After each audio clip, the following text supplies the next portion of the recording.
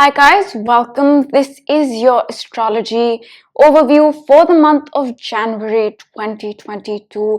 But before we begin, I request you to hit the subscribe button and the bell icon so that you can be notified every time I post a video. And let's get started. So my goal in this video is to talk about the important events of the month, and this video is broken down into chapters, so you can click on whichever event, whichever day you want to watch and go directly to that. And let's get started. So January is a month where the first important thing happens on Jan 2nd, which is the new moon in Capricorn, right?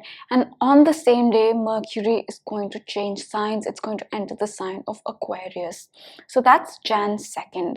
Now, the new moon in Capricorn is happening at 12 degrees 20 minutes of Capricorn, and it's in an almost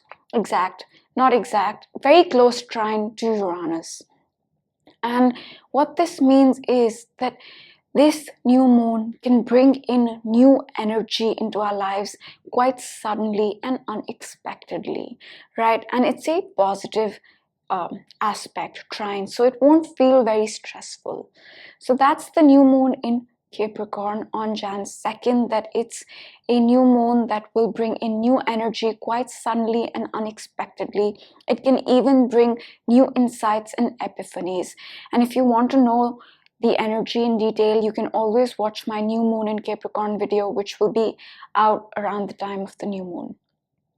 Now, on the same day, Mercury is going to enter the sign of Aquarius, and Mercury works well in Aquarius. Mercury is a very logical planet. It's the planet of our mind and thinking and communication. And Aquarius is a very intellectual energy. So our communication and our thinking will be very intellectual, will be very logical as Mercury moves through Aquarius. But Mercury will retrograde this month, starting Jan 14th, I believe. Yes, Jan 14th. So we have already entered that zone which Mercury will cover during its retrograde. So be mindful till Jan 14th of things connected to your communication and thinking and social media, diet, health, routine, job, immediate environment, all Mercury things, because these are the things that will come up for review after Jan 14th as Mercury goes retrograde. So that's Jan 2nd, two important things. Then moving on to the next important thing, on Jan 3rd, Jupiter is going to square the nodes, right? And Jupiter is the planet of optimism and hope and joy and lessons and learning. And when a planet comes in this configuration, a square to the nodes, it gets magnified. So Jupiter is magnified. Jupiter is lessons, it's optimism, it's hope. So all these things are magnified. Moving on to Jan 9th. Jan 9th, we will have the first quarter square of the moon. Now, this whole week, starting Jan 9th up until the the full moon in Cancer on Jan 17th, these 7-8 days, we will be focused on overcoming obstacles, overcoming challenges, adjusting things connected to the new energy that came into our lives on Jan 2nd. So this whole week is about adjustment and change and working on the little problems that might come up connected to the new energy that came into our lives on Jan 2nd with the new moon in Capricorn. Now, the next important thing happens on Jan 14th, and that is that Mercury is going to go retrograde. And Mercury retrogrades are generally not the best time to start new things when it comes to communication or contracts, and gadgets can malfunction during Mercury retrogrades.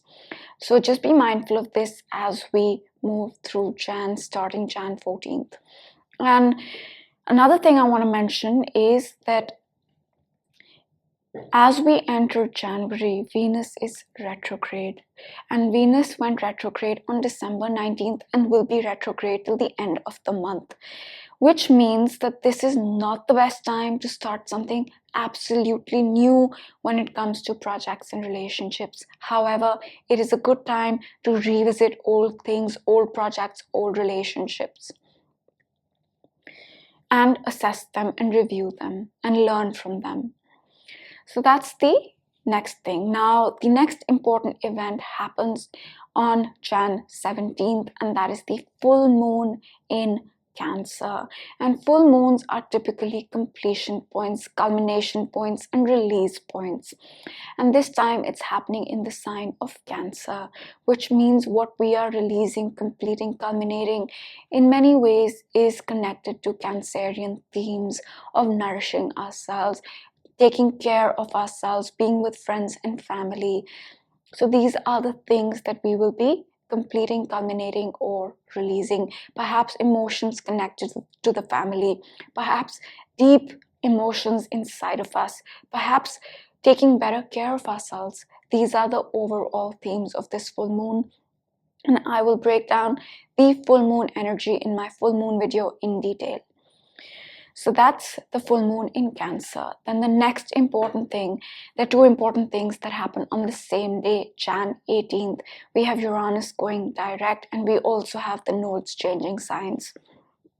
Now Uranus has been retrograde for a few months now, and now Uranus comes direct, which means the forward movement connected to science, tech, innovation, and personally speaking, coming into our unique self, raising our vibration, becoming more conscious, begins with more intensity, right? When Uranus is retrograde, it's more a period of reviewing these themes and, receiving the rewards for the work we did while Uranus was direct before August. But now it goes direct again, and the work connected to raising our vibration, being our authentic self, picks up pace. And on the same day, the nodes are going to change signs. Now, this is a big deal. The nodes stay in a particular sign for 18 months. So after 18 months, the nodes are shifting signs.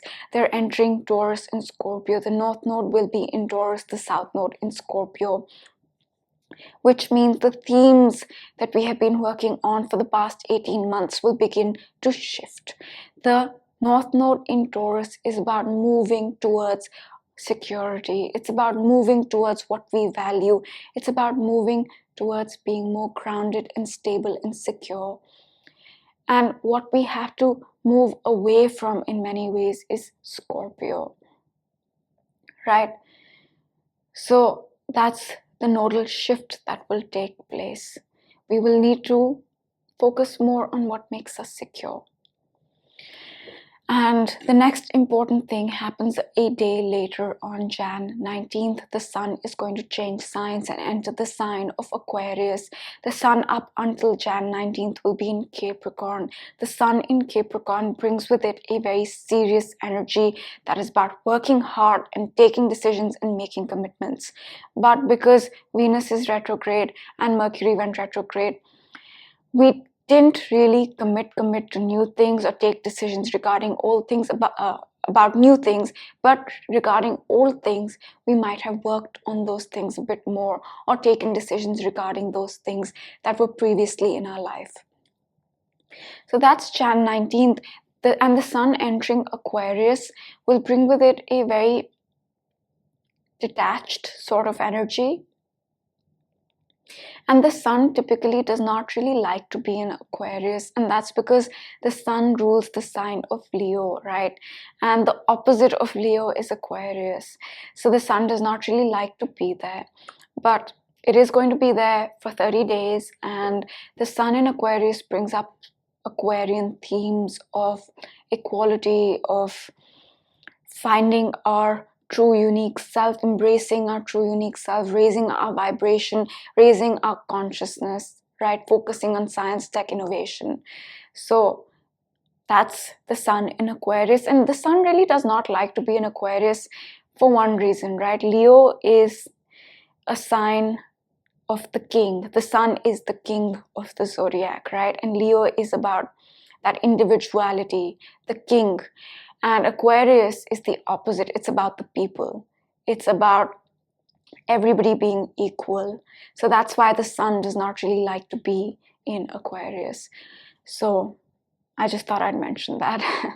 Now moving on Jan 25th, we have the last quarter square of the moon. Now this week till the new moon in the month of Feb, the energy is about release and letting go of whatever energy that came into our lives on Jan 2nd with the new moon in Capricorn. So this week we will be assessing what about that energy stays, what about that energy do I need to let go. So this whole week is a subconscious release. It's a week of letting go. And the next important thing happens on Jan 29th, and this is a good thing. Venus is going direct. It's been retrograde since December 19th, and Venus retrogrades, generally speaking, are not the best time to start something absolutely new when it comes to relationships and projects. So Venus coming out of retrograde means that we need not be so cautious if it comes to starting new things connected to relationships and projects. And this Venus retrograde was a very transformative one, right? Venus retrograded in Capricorn between 11 to 26 degrees. And this Venus retrograde started with a conjunction to Pluto, which meant throughout these 40 days, we have assessed when it comes to relationships, projects, and how we feel about ourselves, what we need to let go of, what we need to end, what we need to begin, what we need to transform, and what we need to release. So we've done a lot of that work, and now Venus is going to start covering those degrees again for the third and final time, right? Giving us more clarity and in a way completing the process that started definitely December 19th, but before that as well, when Venus was covering these degrees 11 to 26. I believe in the month of early December and November, even when it was covering these degrees, right? We started doing a lot of this work. But now, as Venus has gone direct, till March, it will cover the degrees again, and we will get more clarity and complete the process of what started in November, you can say. But definitely early December. So that's Venus retrograde going direct on Jan 29th. So I would just sum it up that Jan is a month where there's a lot happening, and what we really need to look out for is the nodal shift on Jan 18th. That will really change up the themes that we have been witnessing and working on a personal level since May of 2020. So that's the highlight of the month. Now I'm going to pick a card for the month and then we'll close it out. Let's go with this.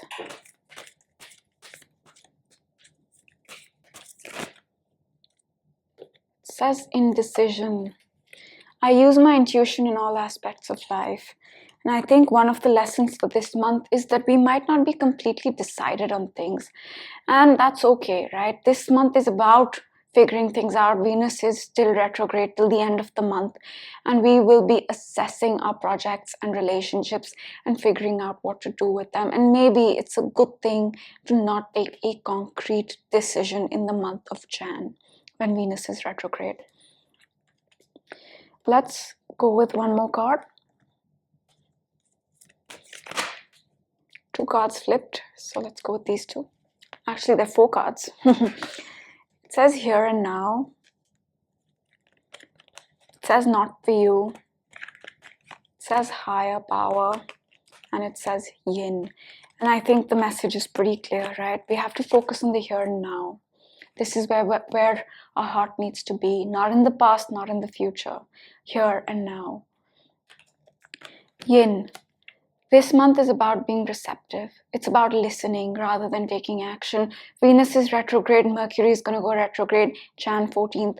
It is not the time to start something new or take too much action. It's more about being receptive and listening. And it's a good time to start to figure out what's not for you, what projects are not for you, what relationships, or what feelings when it comes to you, your self-worth, are not for you. Venus retrograde. It's about assessing these things. Venus retrograde conjunct Pluto. That's what this is about. And the last one, higher power. Leave it to the higher power, right? Because I don't think the decisions will come this month. I don't think that clarity of thought will come too much this month. More than December, but we must have faith in a higher power to guide us this month. So I think that's the monthly, and I hope you guys enjoyed this video. I will see you next time. Bye.